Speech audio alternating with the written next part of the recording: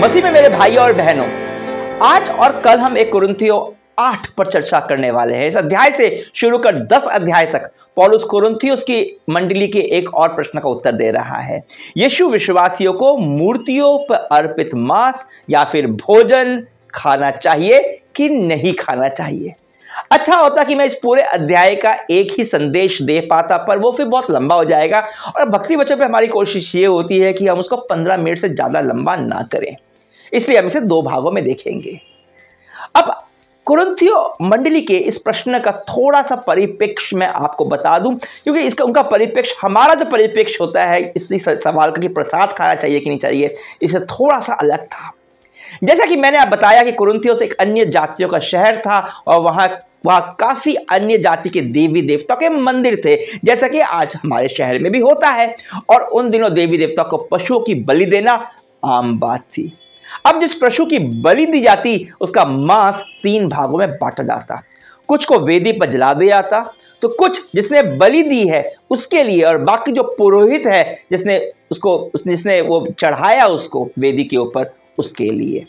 अब प्रत्येक दिन इतने सारे पशुओं की बलि दी जाती थी कि पुरोहित लोग उस मांस का क्या करते, वे लोग उसे बाहर दुकान में बेच दिया करते थे। और यह वाला मांस सस्ता भी मिलता था, क्योंकि इसके पीछे कॉस्ट तो होता नहीं था। और वो वहां जो यहूदी रहते थे, जाहिर सी बात है वे लोग इस तरह के अन्य जातियों के देवी देवताओं की जो मूर्तियों पर अर्पित मांस था वो नहीं खाते थे। तो या तो वे शाकाहारी रहते या फिर उनकी अलग दुकानें होती जिसके अंदर यहूदी रीति से मारे हुए पशुओं का मांस मिलता था, पर जाहिर सी बात है ऊंची कीमत पर। अब जो काफी अन्य जाति से आए विश्वासी और यहूदी विश्वासियों में इस बात को लेकर मतभेद होना जाहिर सी बात थी। अब उन देशों में जहां ईसाई बहुल है वहां यह कितना प्रासंगिक है मैं नहीं जानता, पर हमारे देश में तो यह बहुत ही प्रासंगिक है। दरअसल कई मामलों में भारत में यीशु विश्वासी की परिस्थिति कुरिन्थियों शहर की मंडली से बहुत अलग नहीं है, क्योंकि हम मूर्ति पूजकों से घिरे हुए हैं।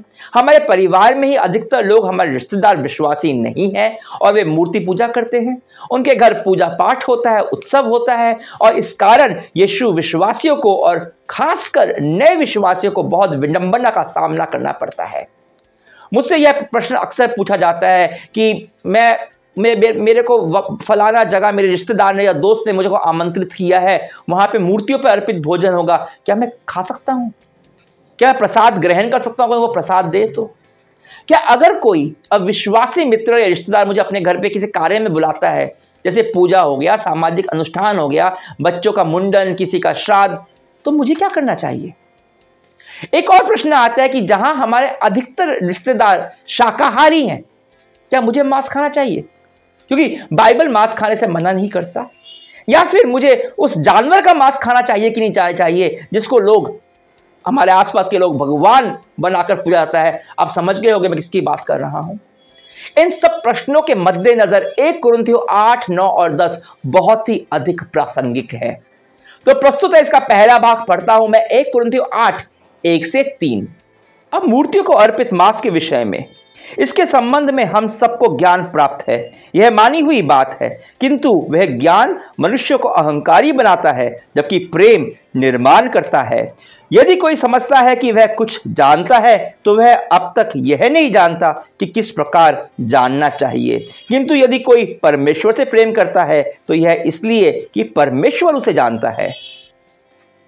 जब आप इन 3 आयतों को पढ़ते हैं तो हो सकता है आपको थोड़ा सा अटपटा लगे। सच कहो तो मुझे लगा था, क्योंकि पहली आयत में पौलुस काफी अजीब सी शुरुआत शुरू करता है मूर्तियों पर चढ़ाए जाने मांस के विषय में, और फिर वह बात करने लगता है कि हमें ज्ञान प्राप्त है और ज्ञान अहंकारी बनाता है, प्रेम निर्माण करता है, और यह कंफ्यूजिंग है। समझाता हूं आपको मैं। कुरिन्थियों मंडली का सवाल था कि मूर्तियों को अर्पित भोजन को खाना चाहिए कि नहीं खाना चाहिए। यही सवाल अगर आप हमारे देश में अधिकतर पास्टर या बाइबल शिक्षक या किसी भी सीनियर विश्वासी से पूछेंगे जिसको विश्वास में काफी समय हो गया, तो वह कहेगा मूर्ति पूजा पाप है, हमें नहीं खाना चाहिए। अगर हम प्रसाद खाएंगे तो हम अशुद्ध हो जाएंगे। और वह आपको पुराने नियम की कुछ आयातों का हवाला भी देगा और 1 कुरिन्थियों 10 की ही आयातों का हवाला देगा। इसका उल्टा भी हो सकता है। कोई ज्ञानी विश्वासी आत्मिक ज्ञान का हवाला देते हुए कहेगा खा लो, कोई बात नहीं। और इसे अध्याय के 4 से 6 और 8 आयात का और 1 कुरिन्थियोस 10 के भी एक आध आयात का हवाला देगा। वही 1 कुरिन्थियोस 10 जिसका हवाला यह सिद्ध करने के लिए भी दिया गया था कि प्रसाद नहीं खाना चाहिए। तो अधिकतर लोग आपको एक फैसला सुना देंगे कि नहीं खाना चाहिए या फिर खा सकते हैं, क्योंकि यीशु मसीह में स्वाधीन है, काम खत्म। बन गया एक व्यवहारिक नियम मसीह जीवन जीने का, जिसका पालन करते हुए आपको लगेगा कि मैं एक अच्छा मसीह जीवन जी रहा हूं। ऐसा करते हुए आप एक नियम परायण मसीही बन जाएंगे, खुद को बहुत धार्मिक समझने लगेंगे। और पौलुस ऐसा नहीं करता। आप देखेंगे कि इस विषय को लेकर वह कोई नियम देता ही नहीं है, क्योंकि कोई नियम है ही नहीं। जैसा कि भारतीय कलीसिया में हमें सिखाया जाता है, उसके विपरीत पौलुस कुछ और ही बोलता है। पौलुस कोई नियम देगा नहीं, मार्गदर्शन अवश्य करेगा, पर नियम नहीं देगा। और यह चीज मैं बार बार कहता हूं कि बाइबल कोई नियमों की किताब नहीं है, मार्गदर्शन की किताब है। और कोई नियम न देकर पौलुस यह बता रहा है कि मसीह जीवन धार्मिक नियमों से बढ़कर है, और इस बात को हम आगे चलकर और गहराई से समझेंगे। पर पौलुस इस प्रश्न के पीछे छिपे मूल रवैये को, जो कुरिन्थियोस मंडली की एक मूलभूत समस्या को वो संबोधित कर रहा है, और वह है अहंकार।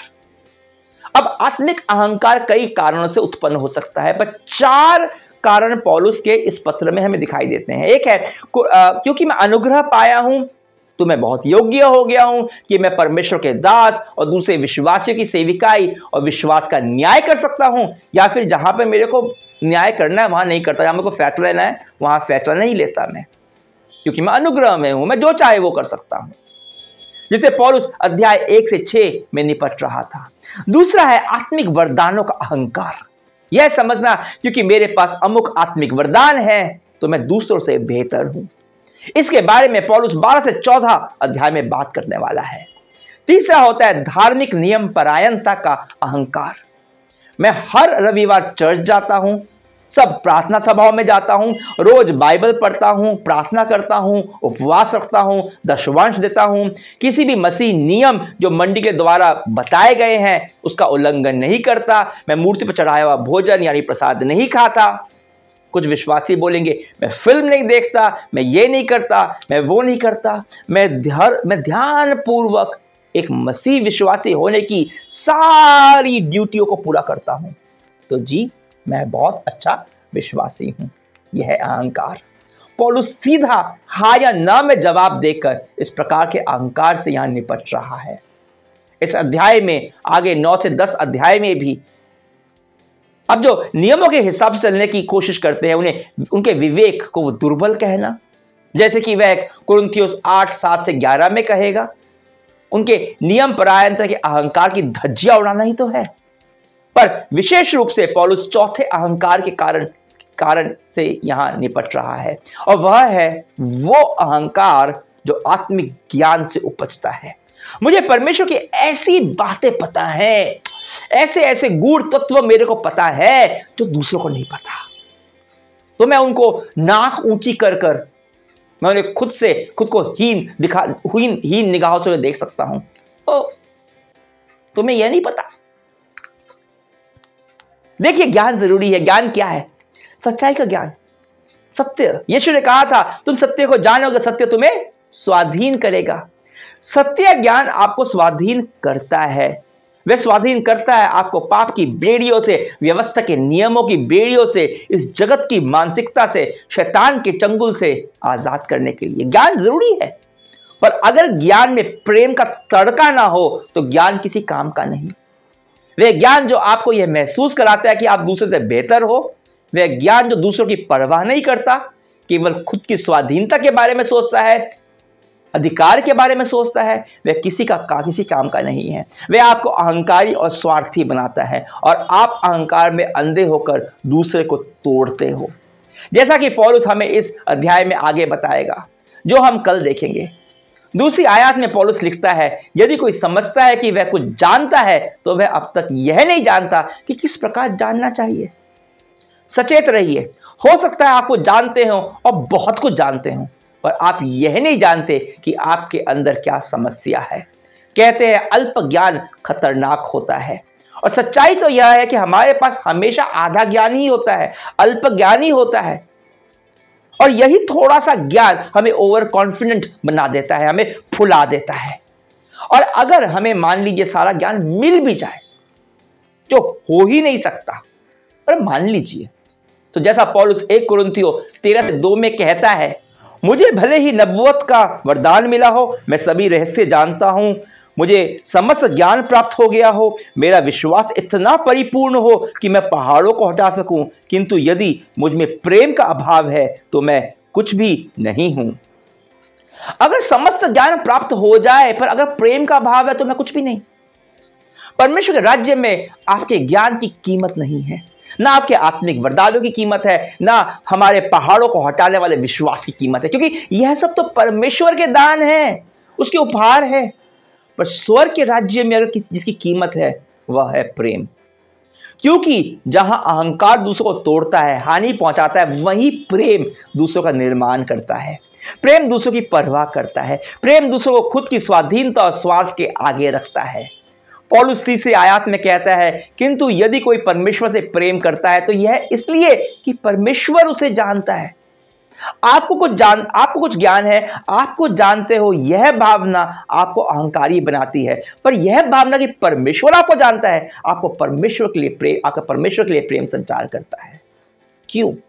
क्योंकि आप इसलिए यह जान पाए कि परमेश्वर आपको जानता है क्योंकि वह खुद यीशु मसीह में इस धरती पर आया और आपके लिए उसने प्राण दिए, बलिदान दिया, उसने आपके लिए प्रेम प्रदर्शित किया, क्योंकि परमेश्वर प्रेम है और इसलिए स्वर्ग में प्रेम उत्तम है। और परमेश्वर के लिए प्रेम और परमेश्वर का प्रेम आप में से बहकर दूसरों तक पहुंचता है और आप उनसे प्रेम कर पाते हो। तो आपको मूर्तियों पर अर्पित भोजन खाना चाहिए कि नहीं? और ऐसे कई प्रश्नों का उत्तर आत्मिक ज्ञान में नहीं है, नहीं व्यवस्था या नियमों की अनुमति या मनाही में है, परंतु उसका उत्तर प्रेम में है। कैसे और कब आप किससे प्रेम करते हैं, कैसे आप अपने भाई से प्रेम करते हैं, कैसे आप अपने पड़ोसी से प्रेम करते हैं, कैसे आप विभिन्न परिस्थितियों में प्रेम करते हैं। और यही पौलुस मूर्तियों को अर्पित भोजन के माध्यम से 8 से 10 अध्याय में सिखा रहा है। और कल हम पौलुस की सीख के व्यावहारिक पहलू को सीखेंगे। 1 कुरिन्थियों 8:4 से 13 में देखेंगे कैसे आत्मिक ज्ञान हमें स्वाधीन तो करता है और कैसे प्रेम के खातिर हम अपनी स्वाधीनता को, अपने अधिकार का त्याग करते हैं।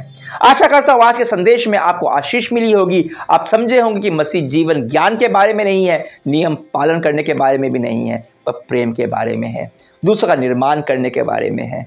तो हम कल फिर से मिलेंगे इस अध्याय के अध्ययन के दूसरे भाग में। अगर आपको संदेश पसंद आया हो तो जरूर से लाइक कीजिए, कमेंट्स जरूर कीजिए आप लोग और शेयर कीजिए। अगर आप चैनल पर नए हैं तो सब्सक्राइब बटन दबाकर आप बेल आइकन जरूर दबाइए ताकि सारे संदेश आपको मिलते रहें आपके इनबॉक्स में। तब तक के लिए आज्ञा दीजिए, परमेश्वर की में बने रहिए और दूसरों से प्रेम करते रहिए।